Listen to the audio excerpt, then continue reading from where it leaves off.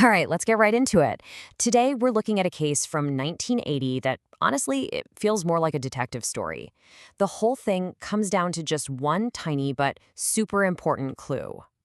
So here's the central mystery, and it's a real head-scratcher. You have a wife, Haunsabai, who goes to court. She's got some pretty serious claims against her husband, and she's asking for financial support. And the court says no. So the big question we have to figure out is, why? How does that even happen?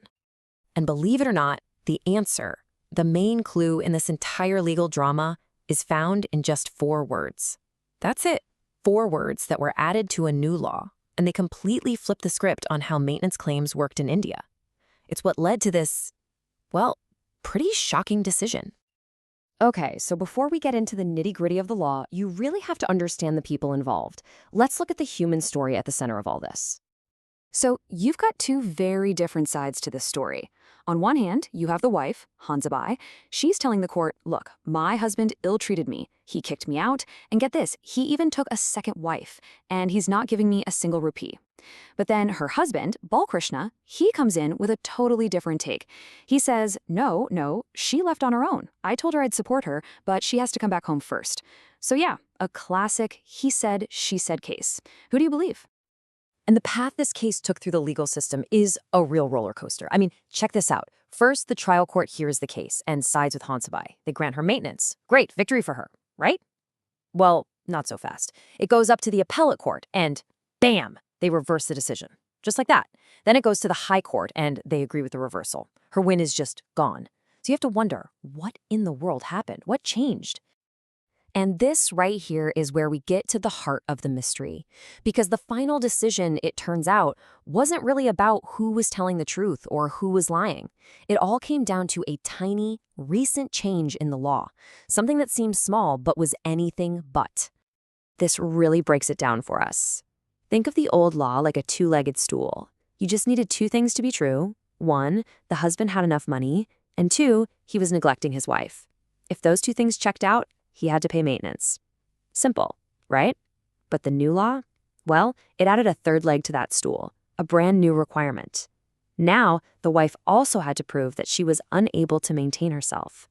And there they are. Those are the 4 words that changed everything. So you see, the whole case just boiled down to this one question. What do these new words actually mean? Were they added to stop people from taking advantage of the system, or was it just reflecting that times were changing? But here's the key thing. The court wasn't really interested in the why. They were focused purely on the what. Was this new condition an absolute must-have or just a suggestion?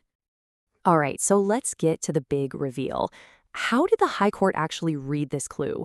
Because their interpretation led to a really strict and honestly surprising ruling.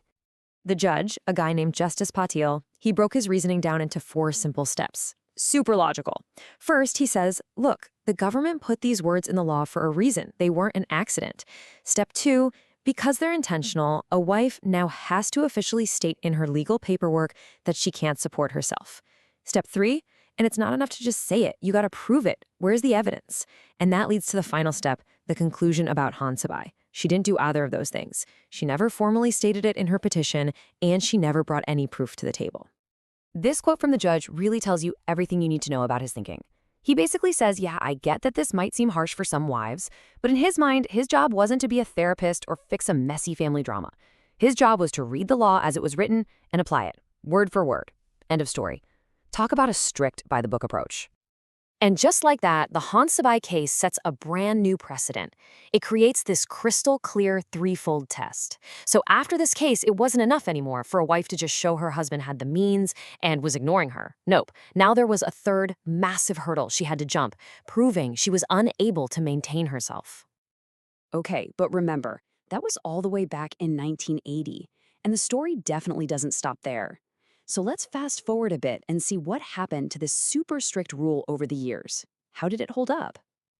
And this is what's so interesting. The rule, in a way, is still with us, but it's also changed a lot. The basic building blocks from 1980, that 3-part test, the whole you have to state it in your paperwork thing, that's all still technically on the books. But the way courts look at it now, totally different. The approach has gotten way more flexible. Today, judges are less obsessed with the tiny procedural details and more focused on the big picture. what's the point of this law? Which is social justice, right? They'll even consider something called supportive maintenance for a wife who has a job but just doesn't earn enough to get by. And this chart really shows that journey. Back in 1980, you can see the bar for strict interpretation is way up there. That was the Haunsabai era. But look at today. That bar is way lower. Now, the social justice bar is the one that shot up. The text of the law still matters, for sure, but the whole balance has shifted toward looking at the real-world purpose of the law, which is to help people and prevent them from falling into poverty.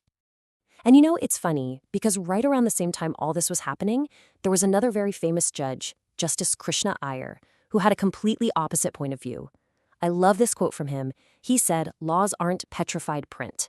They're not just dead words on a page. They're living, breathing things that are supposed to do something in society."